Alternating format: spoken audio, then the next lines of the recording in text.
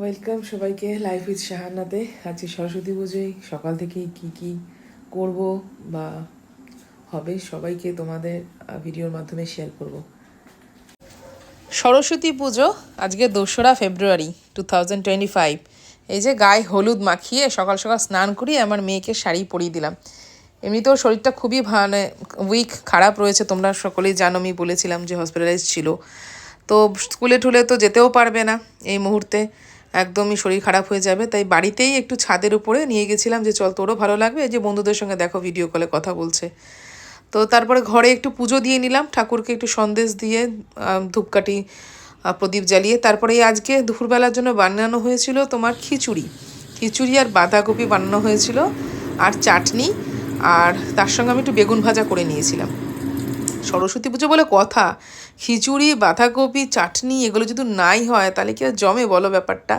আর আমার একটু করার ইচ্ছে ছিল পায়েস, কিন্তু সেটা করতে পারলাম না, এত কিছু সামলে আর করা হয়ে ওঠে না। আর দেখতেই পাচ্ছ খিচুড়ি বাঁধাকপি আমার মেয়েকে খেতে দিচ্ছিলাম তখন দুপুরবেলা, কারণ আজকে দুপুরবেলা ওকে খেতে দিয়ে আমাকে একটু আমার স্যালনে মানে কাজের জায়গায় যেতে হবে, অনেক দিন যাওয়া হয় না, সেখানে তো একটু যাওয়ার প্রয়োজন। আর আজকে সরস্বতী পুজো বলে কথা, অনেকেই এসছে আমার স্যালনে। তাই দুপুরবেলা আমার শাশুড়ি মা চলে এসেছিলেন 3:30-র সময়। তারপরে উনি আসাতে আমি তারপরে ছেলেকে রেডি করিয়ে ঠিকঠাকভাবে রেখে দুজনকে রেডি করিয়ে আমি চলে গেলাম আমার স্যালনের উদ্দেশ্যে টোটো করে। টোটোওয়ালাকে ফোন করলাম, সেই টোটো করে আমার স্যালনে গিয়ে দেখছি যে সবাই অপেক্ষা করছে, কাজ চলছে। সেখানে কিছুক্ষণ টাইম কাটিয়ে বাড়িতে আসলাম। বাড়িতে আসার পর আমার মেয়ের আবার খিদে পেয়ে গেল, টিফিন বানালাম। আর তাছাড়াও আমার একটু টায়ার্ডনেস ছিল, একটু স্যালনে বললাম ওদের যে আমাকে একটু হেড মাসাজ করে দাও, একটু শ্যাম্পু করে দাও, অনেক দিন শ্যাম্পু হয় না।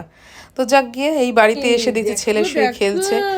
আর তারপরে আমার শাশুড়ি মা আমাদের জন্য একটু মাছ নিয়ে এসেছিলেন, আর মাছটা খুলে দেখাচ্ছিল যে যে মাছ নিয়ে এসেছি।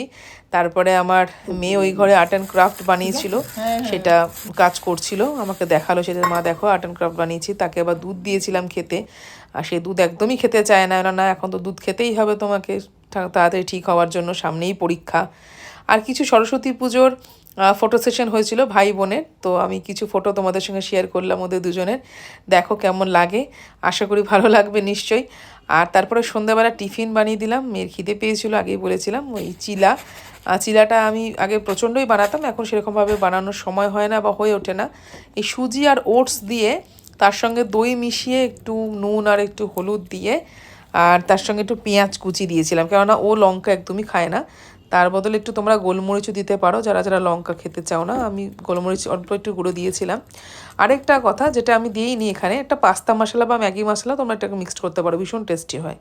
তারপরে চাটুতে দিয়ে দিলাম একটু মাখন, ফ্রাই প্যানেও তোমরা করতে পারো, আমি ফ্রাই প্যানটা যে করিনি চাটু দিয়ে করেছি। তারপরে তার সঙ্গে এই যে করে রেখেছিলাম ব্যাটারটা, ওটা ঢেলে দিলাম, দিয়ে তারপরে দেখছিলাম ওরা দুজনে আবার এই ঘরে শুয়ে শুয়ে আবার কার্টুন দেখছে।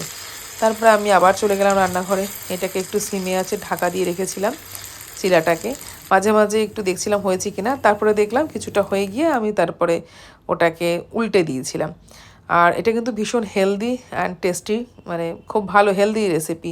যারা ডায়েট করো তারা মাখনটা বাটারটা স্কিপ করতেই পারো, তারা এটা অবশ্যই খেতে পারো। আমি যখন আগে ডায়েট করতাম এই চিলা জিনিসটা ভীষণ আমি খেতাম, আমার মেয়েকেও আমি বানিয়ে দিতাম মর্নিং ব্রেকফাস্টে।